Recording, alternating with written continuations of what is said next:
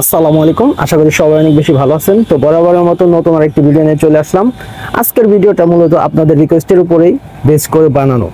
তো রিকোয়েস্টটা করেছিলেন আপনারা যে আমরা mygov.bd-তে যারা ন্যাশনালে পড়েন, ন্যাশনাল থেকে পাশ করে বের হয়েছেন, তারা কিভাবে অ্যাপ্লাই করবেন, তাদের সার্টিফিকেটগুলো কিভাবে সত্যায়িত করবেন। সো এই ব্যাপারটা নিয়ে অনেকেই অনেক রিকোয়েস্ট করেছিল। তো তারই পরিপ্রেক্ষিতে আজকের ভিডিওটি তৈরি করছি। তো আমরা এখন মোবাইলের স্ক্রিনে চলে আসি। আমি মূলত এখানে mygov.bd-র যে মোবাইলের অ্যাপসটা আছে সেটাই চালাচ্ছি। তো আমরা প্রথমে আমাদের mygov.bd-র অ্যাপসে ঢুকে যাব।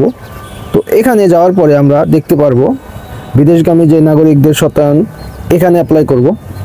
তো এখান থেকে আমরা নিচের দিকে চলে যাব, একদম নিচের দিকে। নিচের দিকে আসার পরে এখানে আমরা দেখতে পারবো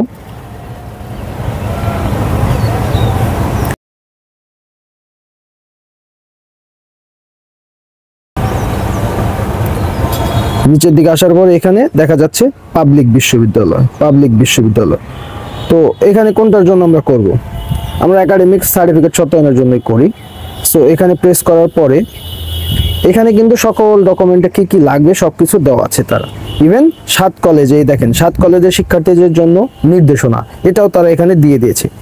আবেদন সম্পর্কে সবকিছু এখানে বলা আছে। সো এগিয়ে যান, আমরা এগিয়ে জানে প্রেস করলাম। দেন আমাদের এখানে অ্যাপ্লিকেশনের যে ফর্ম সেটা চলে আসছে, ঠিক আছে, আমরা এখানে দেখতে পাচ্ছি। সো অ্যাপ্লিকেশনে চলে আসলাম। এখানে আমরা চলে আসার পরে প্রথমে উপরে সিলেক্ট করতে হবে। দেখেন বাছাই করুন যে অপশনটা আছে, এখান থেকে সিলেক্ট করব। এখানে আমরা কোন ইউনিভার্সিটিতে আছি সেটা সিলেক্ট করব।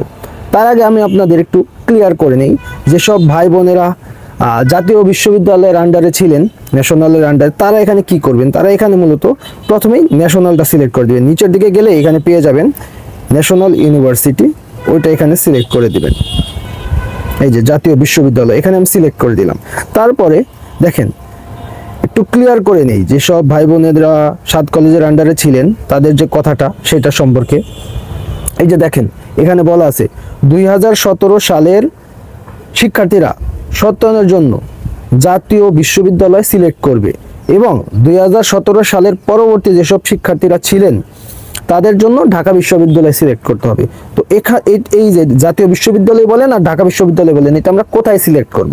এটা আমরা এই যে শুরুতে জাতীয় বিশ্ববিদ্যালয়, যেমন এই যে প্রাপক অফিস, এখানে যে সিলেক্ট করলাম, এখানে আমরা যারা 2017 সালের আগে আছি তারা জাতীয় বিশ্ববিদ্যালয় দিব। ইভেন যারা 2017 সালের পরে আছি তারা আমরা ঢাকা বিশ্ববিদ্যালয় দিব।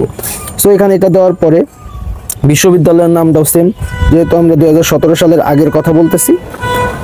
তো এখানে আমরা দিয়ে দিলাম জাতীয় বিশ্ববিদ্যালয়। তারপরে ডিগ্রি কোনটা ছিল আপনার, স্নাতক দিয়ে দিলেন, ধরেন পাশের যেটা ছিল সেটা দিলেন। তারপরে পরিচয়পত্রের ধরন, এগুলো সব কিছু, রোল নাম্বার দিয়ে দিলেন বা রেজিস্ট্রেশন নাম্বার বা বিশ্ববিদ্যালয়ের আইডি নাম্বার দিয়ে দিলেন। তারপরে পরিচয়পত্র নাম্বার দিলেন, সিজি লিখবেন, সব ডকুমেন্ট এখানে ফিল আপ করবেন। নিচের দিকে যদি আমি চলে আসি, এখানে স্বাক্ষরের যে অপশনটা আছে তার জন্য আমরা কি করব? একটা সাদা কাগজে আমাদের নিজেদের সাইন করব। সাইন করার পরে সেটা ছবি তুলে এখানে আমরা সাবমিট করব, ঠিক আছে। পরে সংশ্লিষ্ট একাডেমিক সার্টিফিকেট, যে সার্টিফিকেটটা আমরা সত্যায়িত করতে চাচ্ছি সেইটা এখানে দিতে হবে। তারপরে ফি প্রদান। এখন ফির ব্যাপারে যদি আসি, দেখেন এখানে কিন্তু বিশেষ দ্রষ্টব্যদের সবকিছু দিয়ে দিয়েছে। ফির ব্যাপারে দেখেন প্রত্যেক পৃষ্ঠার জন্য আমাদের 200 করে টাকা দিতে হবে। তো আর টাকাটা আপনি কোথায় দিবেন? প্রত্যেকটা ইউনিভার্সিটির জন্যই এখানে একটা করে তারা ব্যাংক নির্ধারণ করে দিয়েছে।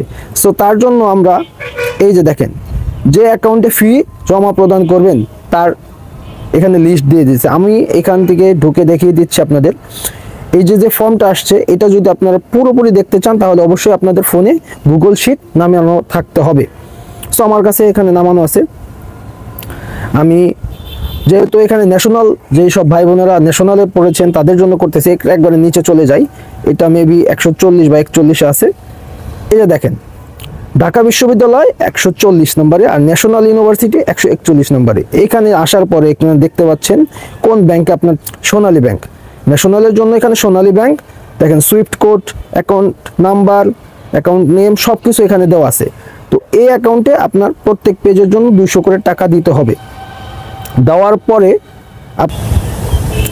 দেওয়ার পরে এই যে ফি প্রদান সংক্রান্ত ডকুমেন্ট, যেই টাকাটা আপনি দিলেন ওটার যে রিসিপ্ট সেটার একটা ছবি তুলে এখানে সাবমিট করতে হবে। করার পরে আবেদনটি দাখিল করতে হবে। তারপরে আবেদনটি কমপ্লিট হয়ে যাওয়ার পরে আমাদের আবেদন খসড়া প্রোফাইলে চলে আসবে, সেটা আমরা একদম বাইরের থেকে দেখতে পারবো।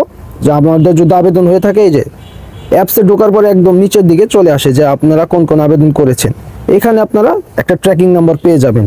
তো 5 কর্মদিবসের ভিতরে এটা পেয়ে যাওয়ার কথা। যদি বাই চান্স কখনো লেট হয়ে যায় তাহলে অবশ্যই আপনারা এই যে নিচে দেওয়ার যে নাম্বার আছে সেখানে কন্ট্যাক্ট করবেন। আর যদি জানতে চান আপনার বর্তমান অবস্থাটা কোথায় আছে, অ্যাপসে ঢোকার পরে এই যে আবেদনের সর্বশেষ অবস্থা এখানে প্রেস করলেই মোবাইল নাম্বার যে নাম্বার দিয়েছেন আর ট্র্যাকিং নাম্বার যে নাম্বারটা পেলেন সেটা দিয়ে খুঁজলেই পেয়ে যাবেন।